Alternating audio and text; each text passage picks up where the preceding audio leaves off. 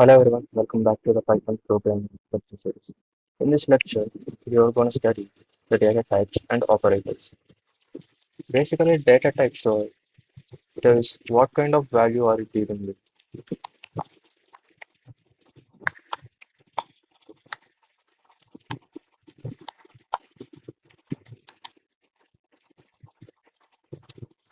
When you create a variable x equal to 18, you're storing a data 18. And what kind of data it is? It tells the data type. So there are n number of data types. Let's start with a data type called integer. You know what is meant by integer? It's basically numbers and without a decimal point. Let's say, for example, let's create a variable 18. It's an integer. Or let's create a variable y equal to 23 or even z equal to 0. It gives an integer. Or you can take any negative values. It gives an integer. When you print an x and also print its type,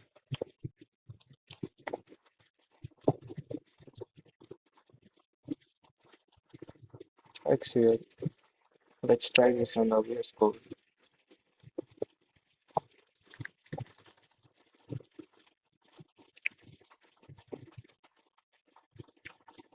Let's write 18 and run this.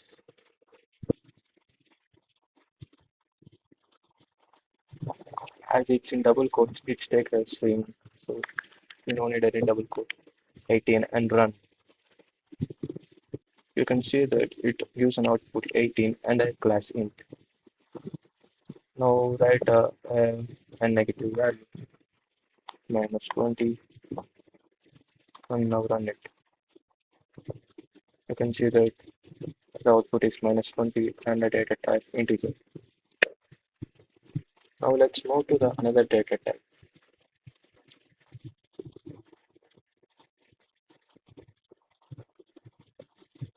Let's move to another data type called float. Basically, float is a decimal value number. For example, x equal to 99.9. It's a float. Now let's try on VS Code.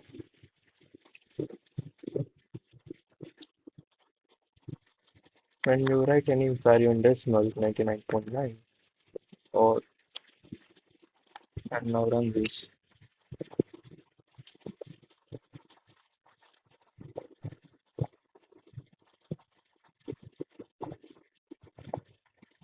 you can see that it's giving an output 99.9 and a class float.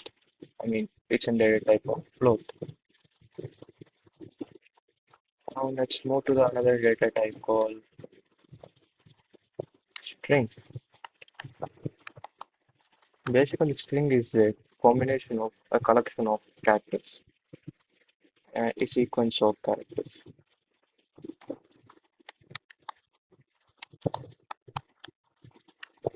For example, let's take any name. It gives an output.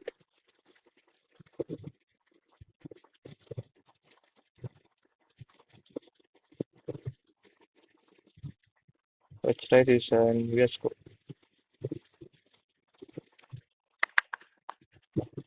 Basically, string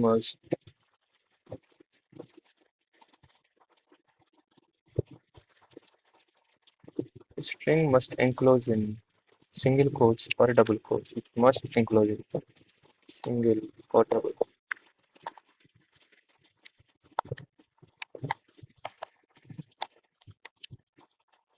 Now let's find VS Code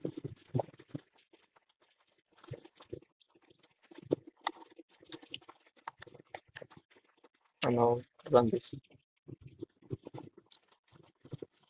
You could see that it's giving output as just one and data type code string.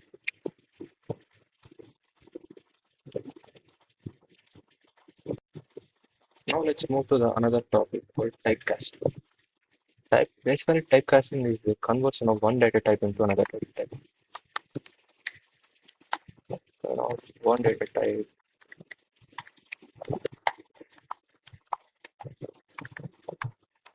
into another data type. For example, let's convert an integer into the float. For example, let x equal to 10. Now you can convert this y equal to float of 10 and print y and print a type of y.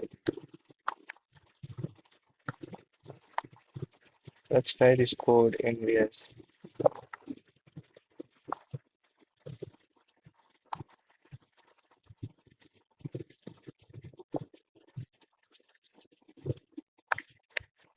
And now run this. I can see that it is giving us 10.0 and a data type of float. Similarly, let's convert the float value as an integer. Let's write 10.999 and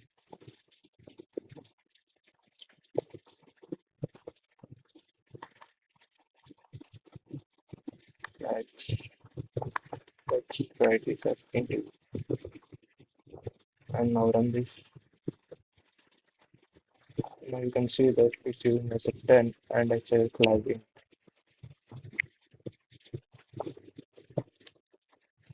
Just a minute.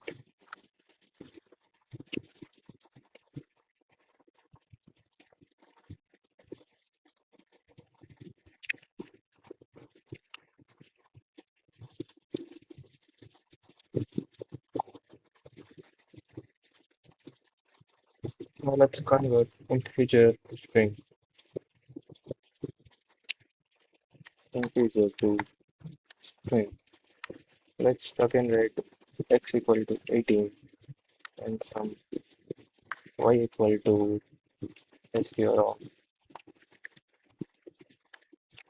18 str of x. We're also write x. Now print x and type of x.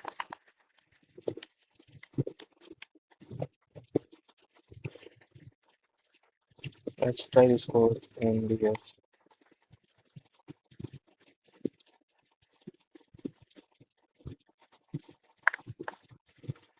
and run the code. Sorry, print y and run the code. And see that it's giving us output as 18 and a type of string. This is how you convert one data type into another data type. Let's move to the another topic called input function. Basically, input function means the value taking the value from the user. From the user. It basically its syntax. Let's create a variable name equal to input of let's try to enter the name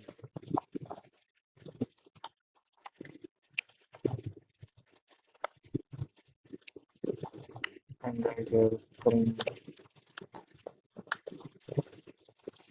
name. It gives an output. Let's see. Let's run the code in VS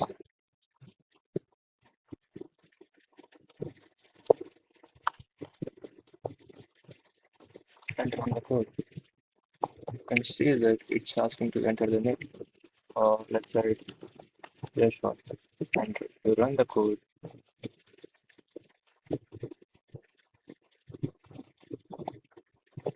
let's run the code again. Enter the name and enter it. You can see that it's giving us output as a name. Make sure that if you creating an input, the default data type will be the string. If you let's run the code again, and given value of 18. It takes as the data type as string. Now let's enter type also. Type of name. We'll run this and let's write 18. And it will see that it's some value of 18, but it's given the data type of the string. If we want to get the input of integer, we just add an int integer. It's same as the typecasting. Now let's run the code again. If you give an 18, now you can see that it given data type as integer. Let's run the code one more time and let's give and string just one. You can see that it's giving an error because it's not a integer data type. Similarly, you can take a float value here, float, and you run and take an input of 9033.3 and enter and see the data as a float. This is how you take an input number user. Now let's move to the another topic called f strings. Basically, f strings is easy way to combine the variable and as text. Variable and text.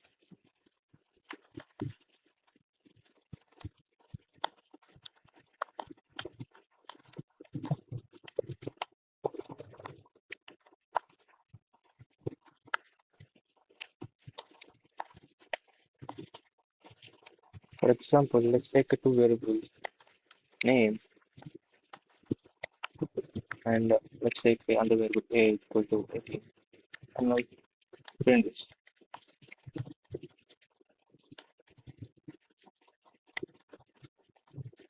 My name is, let's write a variable name, your name, and my age is,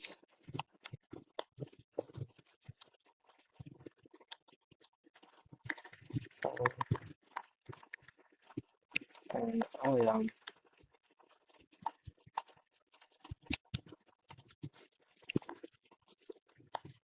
so old.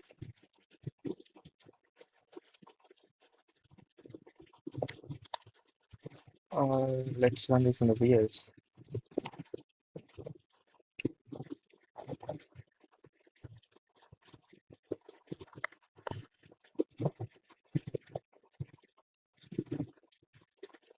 Identity string, it should be enclosed in the double quotes or a single quote.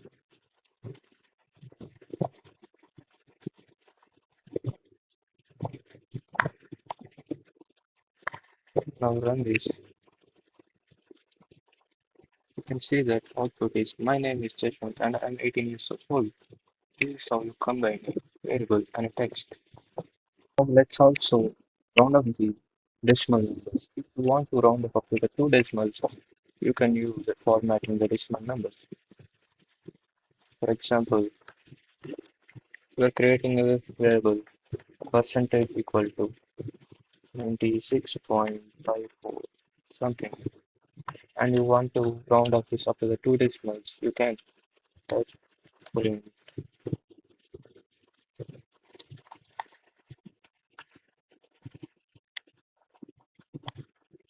percentage, close the bracket, and write the variable name dot to f.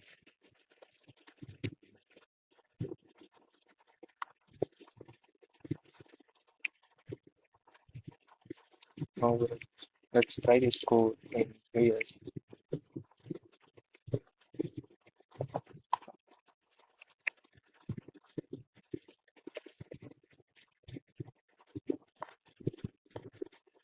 And let's run this code. You can see that the output is round up to two decimals. If you want to up to three decimals, just change. to F3 and run the code, you can see that page being developed up to 3 decimals. Let's move to the another topic called Python operators. Basically, operators perform operations on variables and values. It performs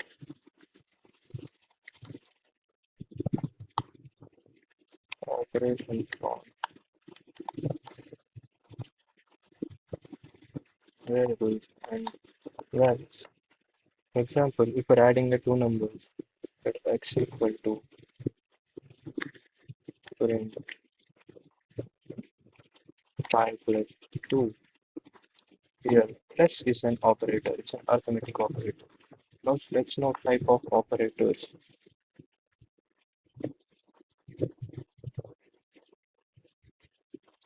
First type is arithmetic operator.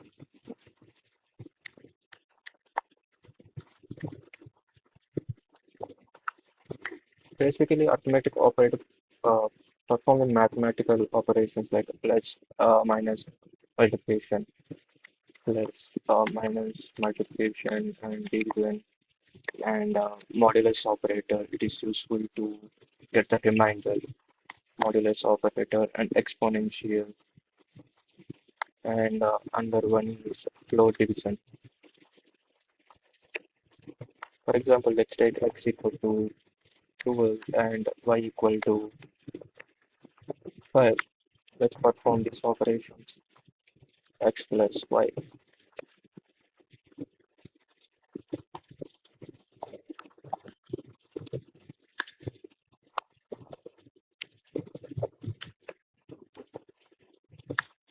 Multiplication and division operator and a modulus operator, which is useful to get the remainder, and a exponential operator, which is using power, and floor division, it round ups the value. Let's try this code in VS.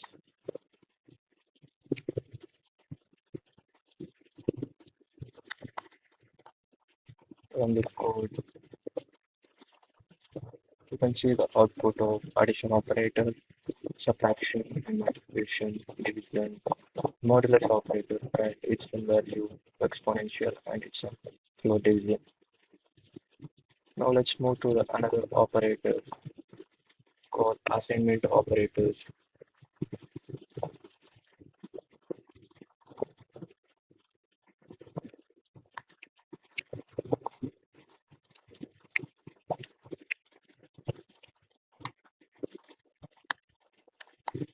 Assignment operator. Basically, it assigns a value, for example, equal to x equal to 5. Here, equal to assign is useful to assign the value, and x plus equal to 5, which means x equal to x plus 5 is both are same. Similarly, you can use every arithmetic operator in this x minus equal to 5, which means x minus x equal to x minus 5. And let's move to the another operator, the comparison operator.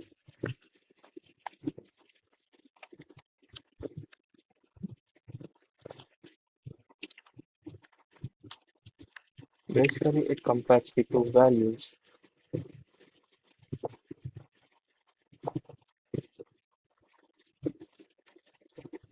For example, you can take x equal to y. Let's try in a way so directly.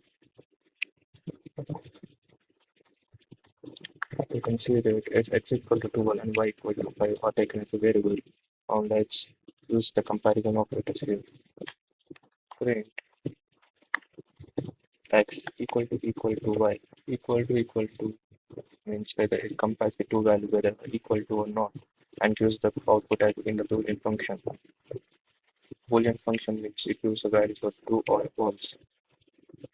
You can see that it will end as a false because 12 is not equal to 5. Similarly, there is a not equal to operator and run this, and you can see that output is given as a true because 12 is not equal to 5. And there is also a greater than operator.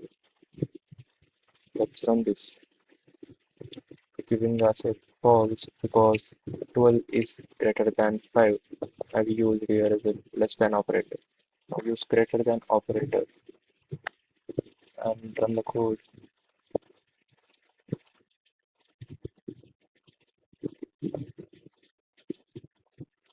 You can see that the output is still as true because 12 is greater than 5.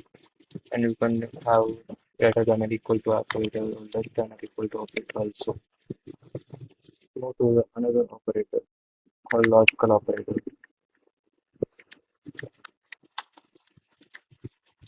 Basically, logical operator combines the two conditional statements and gives an boolean. The output is a boolean function, so the both conditions are true, and it gives an true. And there is an or operator, and there is also a not operator. Let's try the code in a VS.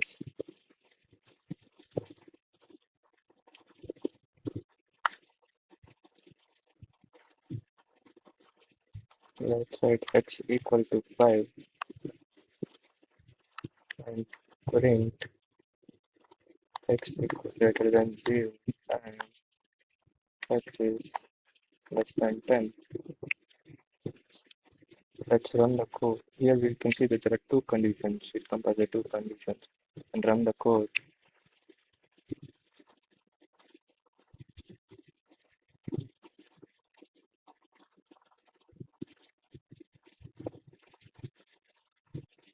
There is something error, just a minute.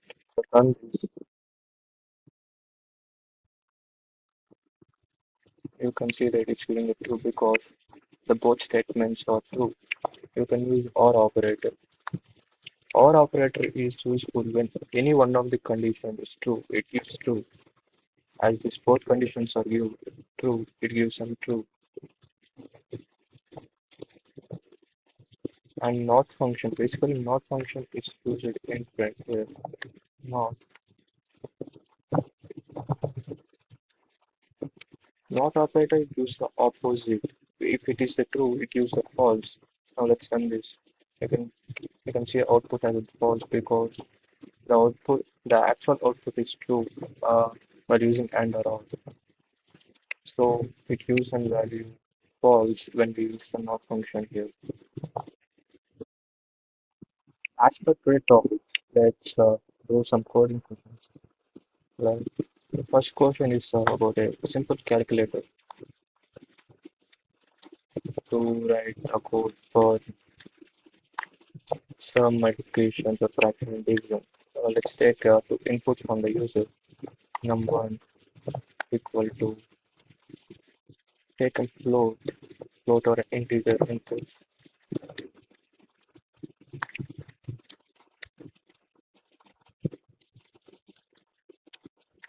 Enter the first value.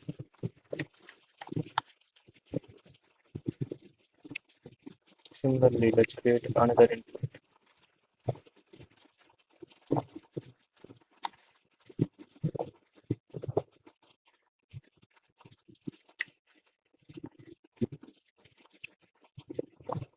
Let's take a second value and also change the input, change the variable name, and just simply print addition.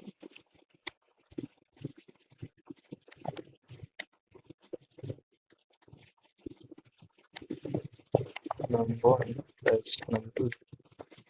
Similarly,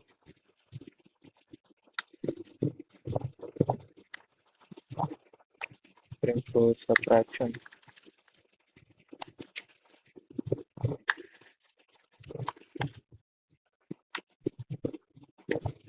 for also multiplication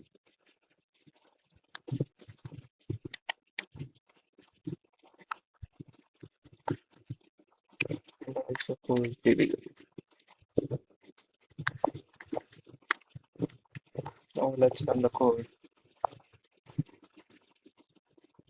I take an additional take of in first value as 30 and second value as 6. And if you run the code and you can see the addition is 19, subtraction is 7, multiplication is 78, and division is 2.166 and so on. Let's try to do another simple coding question. Let's try to do an area of a circle.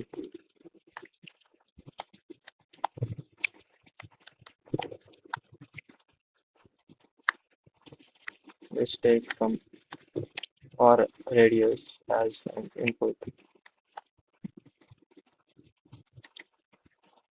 and top input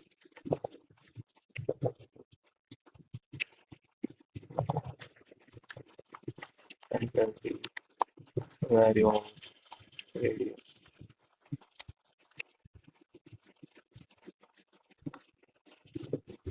Now, you all know that area of circle formula is pi r square h. So pi r square. So the pi value is 3.14. So you can create a variable called area is equal to 3.14 into radius square. So you can simply write radius into radius and just print the area.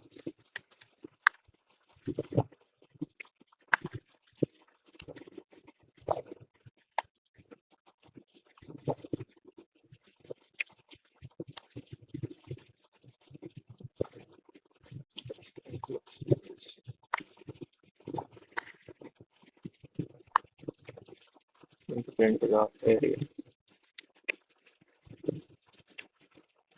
Now run the code and you have the radius as 5 and it gives you the you can see that I give an input value of 5 and it's calculated the area of the circle 78.5 and now we'll do another simple question this conversion of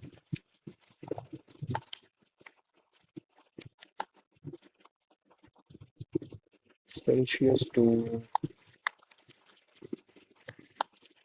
Fahrenheit. Let's take a Celsius as a input. You can take a float values also instead of in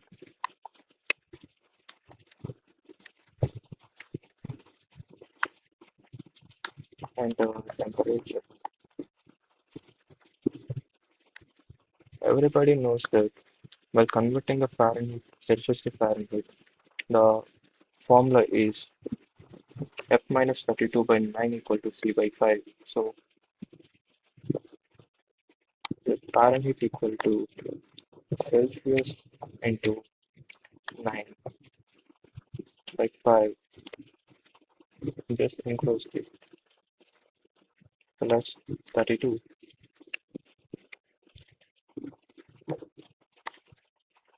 and here's the formula. Put the temperature in Fahrenheit.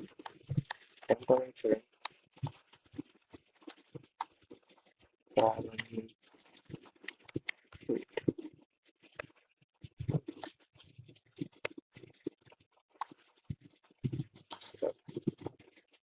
Now run the code if I use and 30 degrees Celsius.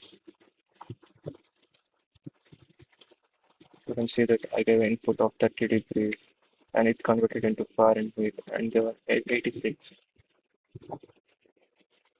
So these are a few basic questions and thank you for watching this video and let's see you in the next video. Thank you.